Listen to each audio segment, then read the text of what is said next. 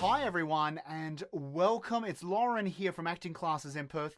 This is episode number 28 of the Acting Classes in Perth, Your Questions Answered Daily Show.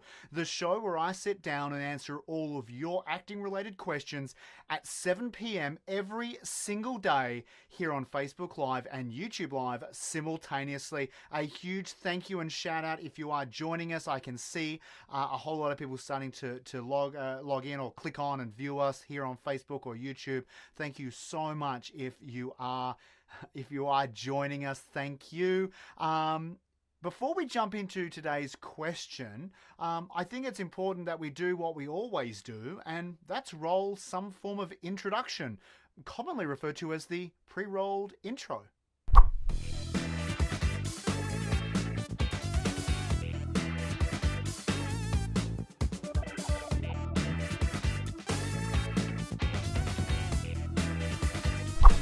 Alrighty, so today's question comes into us from Josh, but before we get to that, I want you to give me a big thumbs up if you are watching this on YouTube or Facebook. Give us a big thumbs up or add a comment in. I'd love to know that you're out there watching us. Ask a question if you want. If you don't know what to say, just simply say hello or g'day, how you going, mate? Thank you so much for joining us, ladies and gentlemen. Today's question comes into us from Josh. Hey, Josh, what's your question for today's episode, mate? How to apply the 80-20 principle in more depth. Josh, thank you so much, man. Hope you're doing well. And what an awesome question. You know I love Valfredo Pareto and his 80-20 principle. Well, who is he and what's it all about? Okay, for those of you who don't know, the 80-20 principle was, I guess, popularized by the Italian economist Valfredo Pareto, right? So he discovered that 80% of the vegetables in his vegetable garden were produced by only 20% of his plants. Now, what does this mean, right? So what, in his case, what he had to identify and look for, well, what was the clear and unambiguous difference between the plants that did the greatest yield of production versus those that didn't, and why? Now that's important, and it's totally translatable over to you as an actor. How? Well, here's a few ways. I'll run them through and then I'm going to break them down individually. So firstly, how many roles did you secure from auditions you went to? And what were the defining things that you did in the auditions that led you to get those roles? Now, if you've only just started and you've only done a few auditions, none of these things are going to jump out to you. The data, as you would, is not going to be clear to you, right? So once you've done 10, 20, 30 auditions, what you can start to do is actually look back at each audition and identify, was there a common thing? Was there a commonality between the roles that I got versus the roles that I didn't? Now, that could be meaning something fitting into type, right? Like you could be fitting a certain type of character that you're auditioning for and getting a lot more. Or that could be certain things that you do in that audition space. It could be the way you talk to the casting director. It could be the fact that maybe the ones that you got, you have a better relationship because you've worked with those people before.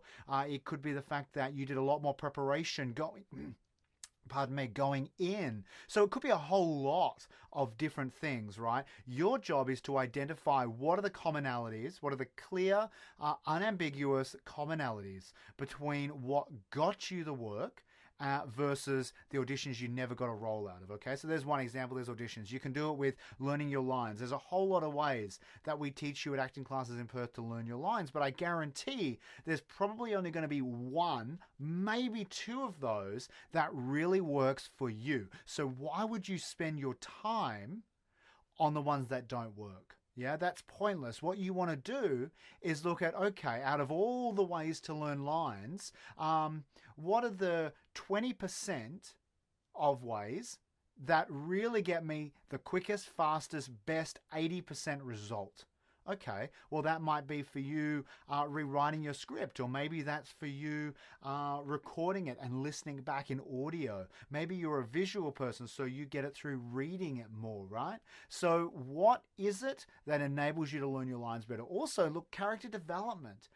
What are the things, the tips, the techniques, the strategies that you use as an individual, as an actor, that get you the best and quickest results versus other things throughout character development that may not. Some actors like to sit down and write a whole lot of notes. For you, that might work. Maybe it doesn't. Maybe you're an actor who works more kind of in improvisation and just getting up and moving that character and exploring them. Maybe you're an actor that does great character development by getting out into the public and taking your character, out into a real world, real life scenario.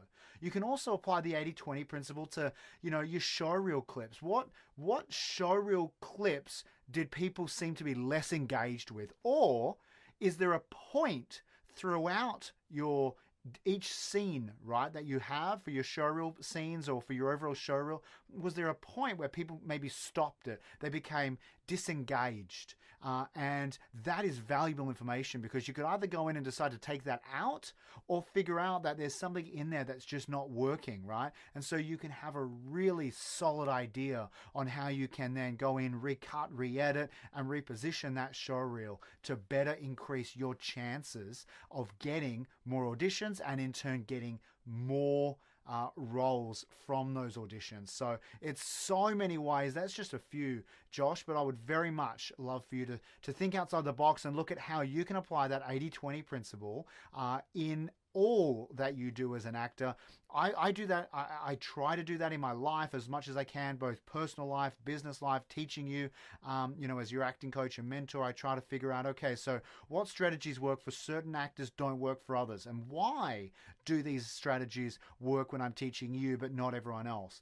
And I've done this for 12 years, and so what I've got is this immense amount of data around different types of personalities and the results that work for each of those. And that's how we've been able to grow so quickly, and on top of that, get our students so much amazing results, right? 70% of our students after the level 1 acting weekend workshop are out there in local productions within 6 months.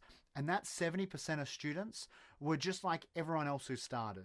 They were the ones who got off their backsides to go and explore an acting class because they didn't have any major acting experience. Maybe they've done a little bit or not much at all, but they wanted to get out there and have some fun and explore their creativity and reconnect with a passion, and in the process end up learning a whole lot about themselves and developing their own internal character. They develop themselves as an individual.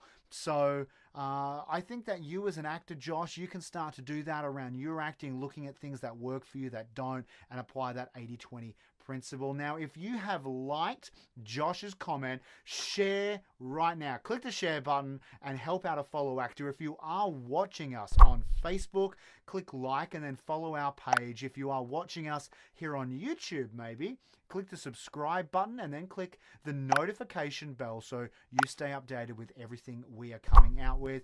Finally, if you're listening to us on iTunes, I want you to click subscribe, and then we will send you new videos and audio sessions as they become available. Thank you so much for joining us tonight. It's been an absolute pleasure. I'm going to see you again tomorrow at 7 p.m. for another awesome question answered by me. I'm Lauren Johnson. This is Acting Classes in Perth. This is our daily show. I'll see you soon. Like always, stay safe, and most importantly, happy acting.